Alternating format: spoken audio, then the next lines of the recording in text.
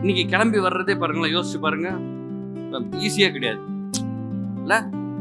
கிளம்பி வர்றது, ஒரு இடத்துக்கு கிளம்பி போறதுன்னா பாருங்க. ஆனா முன்னாடி இருந்த காலத்துல கட்டணும் இன்னைக்கு கொஞ்சம் ஈஸி தான். அந்த காலத்துல வந்து வண்டிலாம் இருக்காது, எங்கனாலும் நடந்து தான் போனோம், எல்லாம் மாட்டு வண்டியில போனோம். எல்லா வீட்லயும் மாட்டு வண்டி இருக்காது, குதிரை வண்டி இருக்காது.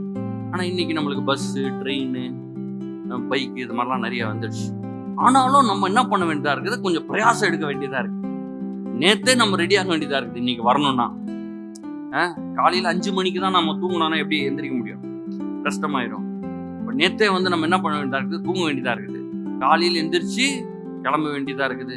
இங்க கொஞ்சம் நேரம் செலவு செஞ்சா வீட்டுல இருக்கிற வேலையில நம்மளுக்கு இருக்கிற வேலையை கொஞ்சம் என்ன பண்ண வேண்டியதா இருக்குது, தள்ளி வைக்க வேண்டியதா இருக்குது.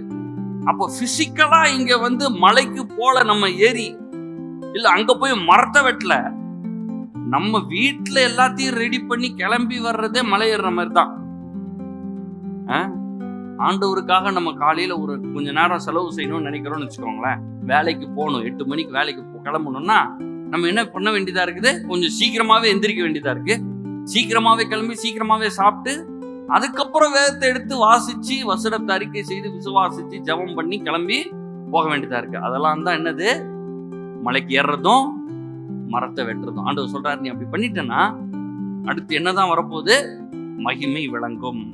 எப்போ இந்த ஆலயத்து மகிமை எப்படி இருக்கும், முந்தி கண்ட அம்மாலயத்தின் மகிமையை காட்டிலும் மகிமை பெரியதா இருக்கும். அப்போ உங்க வாழ்க்கையில இத்தனை ஆண்டுகள் இருந்த அந்த கணம், உயர்வு, அந்த செல்வம், அதை காட்டிலும் இந்த 2025ஆம் ஆண்டுல உங்களுக்கு செல்வமும் கனமும் உயர்வும் தயவும் மிகுதியாக இருக்கும், பெரிதாக இருக்கும்.